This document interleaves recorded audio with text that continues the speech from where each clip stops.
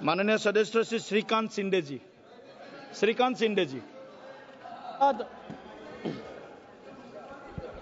सभापति महोदय कि आपने मुझे इस बहुत ही महत्वपूर्ण बिल पर बोलने का अवसर दिया। मैं मेरे पार्टी शिवसेना और हमारे नेता एकनाथ शिंदे जी की तरफ से इस बिल का पूरी तरीके से समर्थन करता हूं और आज एक ऐतिहासिक दिन है। अरे बैठिए बैठिए, अरे हो गया। अरविंद सावंत जी बैठिए। आप please address to this chair please. आज सबसे बड़ा महत्वपूर्ण दिन है, उस पर भी आऊंगा। महत्वपूर्ण दिन है कि पहले 370, फिर ट्रिपल तलाक और आज सीए और आज गरीब मुस्लिम भाइयों के उद्धार के लिए ये वक्त का बिल इस सदन में लाया गया है। आज यहां पर कुछ साथी, अरे पुराने नहीं अभी भी हो सकते हो, उनको तो पहला प्रश्न मुझे पूछना है कि आज हरी जैकेट जो है बुधवार के लिए पहनी है या आज वक्त के लिए खास करके अरविंद सावंत जी ड्रेसअप करके आए थे। यहां पर मुझे उनका भाषण सुनते वक्त बहुत वेदना हुई, बहुत ही शॉकिंग था कि अरे वक्त पे ही बोल रहा हूं बाबा। इधर देखिए, इधर इधर सामने। मुझे इनसे आपसे बात कर रहा हूं सर, हमसे सामने देखिए। इनसे मुझे यूबीटी वालों से प्रश्न पूछना है। अपनी अंतरात्मा से इनको प्रश्न पूछना चाहिए कि बाला साहब आज होते तो ये क्या आज ये भाषण कर पाते यहां पर? आज इस सदन में एक बात साफ हो गई, ये यूबीटी वाले किसकी विचारधारा को मान रहे हैं और ये बिल का विरोध कर रहे हैं।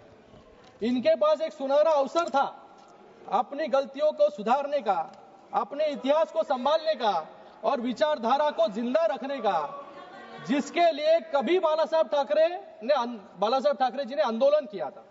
लेकिन अफसोस यूबीटी वालों ने उस विचारधारा को तो पहले ही बुलडोजर के तले जो है सुरोड़ मरोड़ दिया है।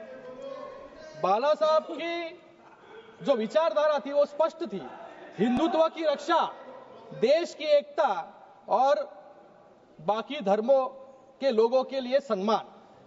लेकिन आज अगर बाला साहब यहां होते तो यूबीटी का डिसेंट नोट यहां पर अगर पढ़ते तो उनके आत्मा को बहुत वेदना जो है होती। मैं यहां पर यूबीटी का एक डिसेंट नोट जो है लेकर आया हूं। इन्होंने यहां पर कहा है कि नॉन मुस्लिम मेंबर वक्फ बोर्ड में नहीं होने चाहिए और उसके ऊपर वो वकालत वहां पर कर रहे थे कि जो बाला साहब हमेशा हिंदुत्व के लिए लड़ रहे थे। मुझे लगा इनको सिर्फ हिंदुत्व से एलर्जी थी, लेकिन आज हिंदुओं से भी एलर्जी जो है यूबीटी को होने लग गई है आज।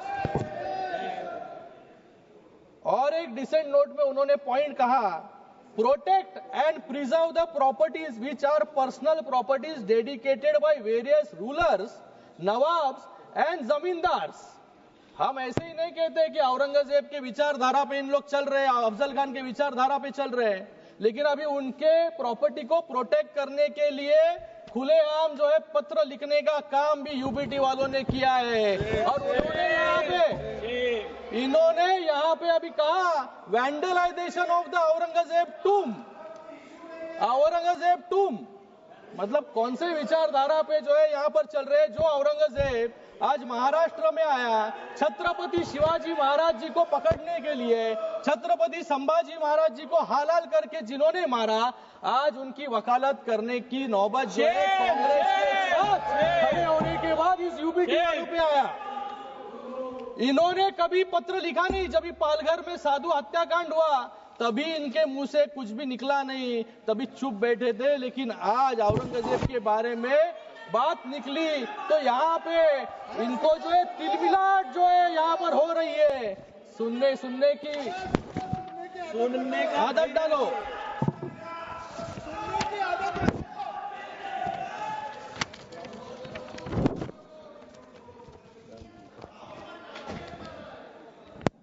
मैं यहाँ पर इन्होंने और कहा है यहाँ पर 370 कलम हटाने के बाद कश्मीर में क्या हुआ? बाला साहब ठाकरे जी जब भी थे तभी उन्होंने कहा कि मुझे एक दिन अगर प्रधानमंत्री बनाएंगे तो सबसे पहले मैं 370 कलम को हटाऊंगा। आज वो 370 कलम को यहाँ पर क्यों हटाया, ऐसा प्रश्न पूछने का काम यहाँ पर कर रहे हैं। और उसी के साथ में राम मंदिर के बारे में भी कहा इन्होंने कि जो सपना बाला साहब ने देखा था राम मंदिर का, कि राम मंदिर बनाने के बाद क्या हुआ, ये भी प्रश्न पूछने की नौबत जो है आज यूबीटी पे आ गई है। मुझे लगता है कि आज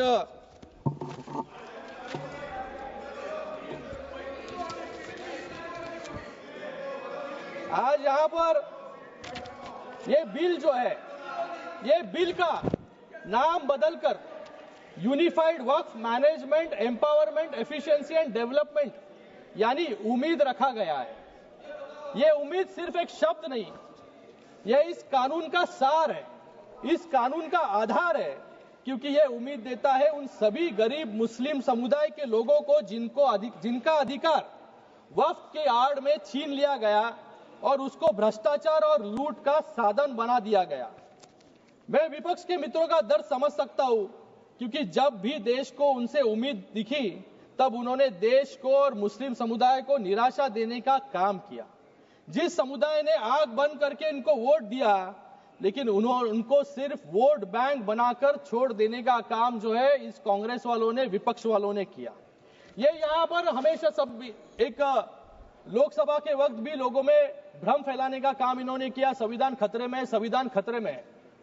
आज भी लोगों में भ्रम फैलाने का काम कर रहे हैं कि वक्फ की जमीनें जो है सरकार ले लेगी। लेकिन आज यहाँ पर वक्फ बाय यूजर, यहाँ पर एक अमेंडमेंट लाया गया कि जो ये बिल आने के बाद इसके पहले के सभी वक्फ जो अनडिस्प्यूटेड प्रॉपर्टीज है वो वक्फ पे जाएंगे।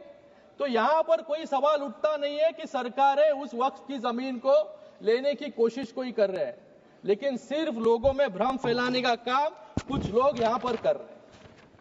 मैं इन लोगों को याद दिलाना चाहूंगा, जब शाहबानो ने इस कांग्रेस से न्याय मांगने की उम्मीद की, कोर्ट ने शाहबानो को न्याय देने का काम किया, लेकिन इस सदन में ही इस कांग्रेस ने उनसे न्याय जो शाहबानो जी मांग रहे थे वो छीनने का काम इन्होंने ही किया। जब जम्मू कश्मीर की जनता ने आर्टिकल 370 हटाने की मांग की, तभी सिर्फ मुखदर्शक बनते ये कांग्रेस वाले रह गए, आतंकवाद को बढ़ते हुए देखते। जब 2006 में मुस्लिम समुदाय के उत्थान के लिए जब सच्चर कमेटी रिपोर्ट लाई गई, 8 साल तक उस कमेटी के रिपोर्ट को इंप्लीमेंट इन्होंने नहीं किया। जब मुस्लिम महिलाओं ने ट्रिपल तलाक से हो रही उत्पीड़न को रोकने के लिए इनसे गुहार लगाई, तब भी ये वोट गिनती में रह गए। और आज नरेंद्र मोदी जी के एनडीए सरकार में 370 भी हटाया, महिलाओं के आंसू पोंछने का भी काम किया। और आज ये बहुत ही ऐतिहासिक पूर्ण बिल लाकर आज मुस्लिम समाज के लोगों को भी, सर अभी तो शुरू किया है मैंने, I am the only speaker, Muslim समाज के लोगों को न्याय देने का काम भी यहां पर किया है। ये अपीसमेंट नहीं बल्कि अपलिफ्टमेंट की दिशा में उठाया गया एक बड़ा कदम है। ये वोट के लिए नहीं, वतन के लिए काम होता है।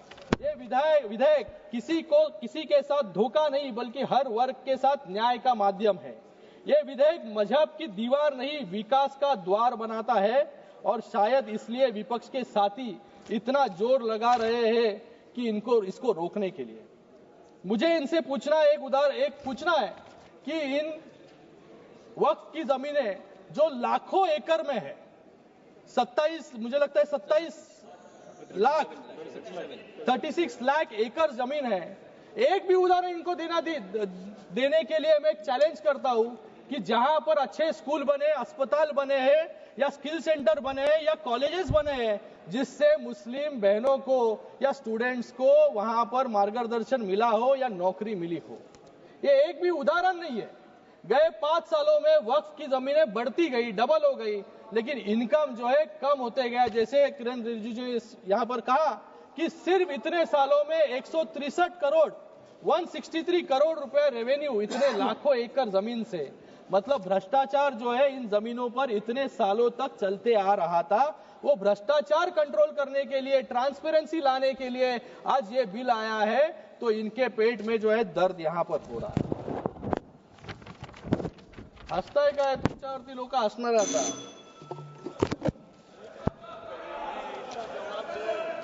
आज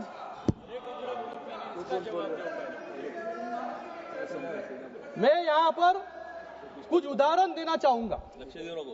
यहां पर इंडिया अलायंस के सभी साथी इसका विरोध कर रहे हैं, लेकिन आज इंडिया अलायंस का एक भी मुख्यमंत्री नहीं होगा जिन्होंने अपने कार्यकाल में वक्फ बोर्ड के भ्रष्टाचार पर इंक्वायरी नहीं की हो. हमेशा ये अनकॉन्स्टिट्यूशनल वाक्य जो है यहां पर बोलते रहते हैं. मैं कुछ उदाहरण यहां पर देना चाहूंगा. 2011 में ये तृणमूल कांग्रेस की सरकार बंगाल में थी और कांग्रेस केंद्र सरकार में थी, और ममता बनर्जी ने बंगाल में 1000 करोड़ के वक्फ घोटाले की सीबीआई जांच की मांग की थी. दिल्ली में 2019 में कांग्रेस ने आम आदमी पार्टी के खिलाफ मेमोरेंडम दिया था कि दिल्ली वक्फ बोर्ड में भ्रष्टाचार हो रहा है, जिसके अध्यक्ष आम आदमी पार्टी के विधायक अमनातुल्लाह खान जो जेल भेजे गए. उत्तर प्रदेश में भी समाजवादी पार्टी के शासन के दौरान अखिलेश यादव जी की सरकार में मंत्री रहे आजम खान ने वक्फ का मंत्री होते हुए, सही है ना भाई, सही है, बाहर आपसे तो बात किया मैंने, आपको पता है, वक्फ के मंत्री होते हुए खुल्लम खुल्ला लूट मचाई.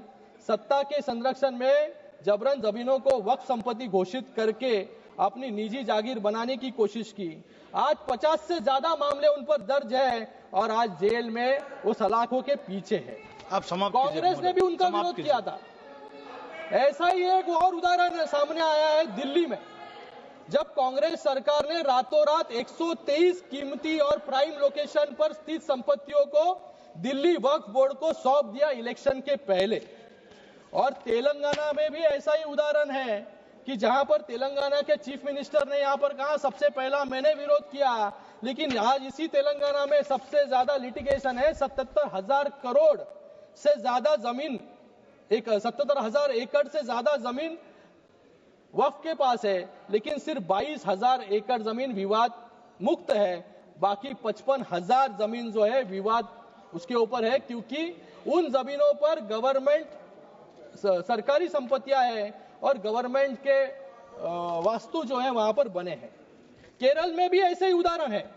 तो मुझे लगता है कि ये जो विपक्ष इसका घड़ी घड़ी विरोध कर रही है, ये विरोध जो है, ये विरोध सिर्फ अपने पाप छुपाने के लिए यहां पर कर रहे हैं, क्योंकि पूरे पाप अब उजाले में आ जाएंगे. उन्हें डर है कि वक्फ के नाम पर की गई लूट, अवैध कब्जे और राजनीतिक सौदेबाजी अब दस्तावेजों में दर्ज हो जाएगी और जनता की अदालत में उनकी पोल खुल जाएगी. इसलिए पूरे जोरों शोरों से जो है विरोध करने का काम यहाँ पर कर रहे हैं. सर समाप्त कीजिए महोदय.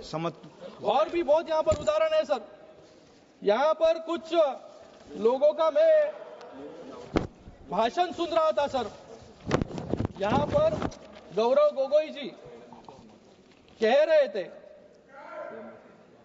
कि ये लोग रिफॉर्म ला रहे हैं, बिल से समस्या बढ़ेगी. मैं कहता हूं यहां पर बिल से जरूर समस्या बढ़ेगी, लेकिन किसकी बढ़ेगी? जिन्होंने यहां पर लूट मचाया और भ्रष्टाचार किया, उनके लिए जो है यहां पर बिल से दिक्कतें जो है बढ़ने वाली है. यहां पर इन्होंने कुछ कहा कि अंग्रेजों के लिए मर्सी पिटीशन लिखा था. मैं यहां पर यूबीटी वालों से पूछना चाहूंगा कि बाजू में बैठ के जिन्होंने सावरकर जी को गाली देने का काम किया, उनके ऊपर प्रश्न पूछने का हिम्मत इन पे नहीं है. लेकिन ये भूल गए अफजल गुरु के लिए किसने पिटीशन दायर की थी, किसने जो है अफजल गुरु को. समाप्त कीजिए आप प्लीज कंक्लूड. मैं यहाँ पर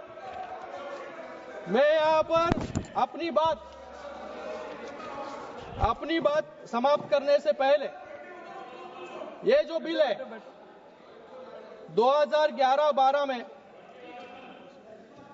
25% मुसलमान गरीब रेखा से नीचे थे। ये आंकड़ा सिर्फ एक संख्या नहीं बल्कि एक कड़वा सच है जो दशकों से चली आ रही उपेक्षा और तुष्टीकरण की नीतियों का परिणाम है। वक्फ संशोधन विधेयक 2025 इस दिशा में एक क्रांतिकारी कदम है। यह बिल न तो किसी समुदाय के खिलाफ है, न ही किसी के धार्मिक भावनाओं को ठेस पहुंचाने के लिए। यह बिल पारदर्शिता लाने का वादा करता है। ये वक्फ संपत्तियों को अवैध कब्जों से मुक्त करने का संकल्प लेके आता है। धन्यवाद माननीय महोदय, धन्यवाद। सबसे बढ़कर एक लाइन में खत्म सबसे बढ़कर ये उन मुसलमानों को सशक्त बनाने का रास्ता खोलता है जिन्हें सालों तक कमजोर रखा गया। वक्फ की संपत्तियों जो मुस्लिम समुदाय के कल्याण के लिए थी, लंबे समय से भ्रष्टाचार, कुप्रबंध और अतिक्रमण की भेंट चढ़ती रही। इस बिल के जरिए सरकार ये सुनिश्चित करना चाहती है कि इन संपत्तियों का सही इस्तेमाल हो, शिक्षा के लिए, रोजगार के लिए, गरीबी से जूझ रहे मुस्लिम भाई बहनों के उत्थान के लिए। ये बिल मुसलमानों को मजबूत करने का औजार है, न कि उनका हक छीनने का कोई यहाँ पर धन्यवाद हमारा विचार है। मैं एक शेर समाप्त करूंगा। देश की उन्नति के लिए नए वक्त के साथ चलना होगा। देश के उन्नति के लिए नए वक्त के साथ चलना होगा और मुसलमान भाइयों और बहनों की तरक्की के लिए नए वक्फ के साथ आगे बढ़ना होगा। धन्यवाद। धन्यवाद। इमरान मसूद जी।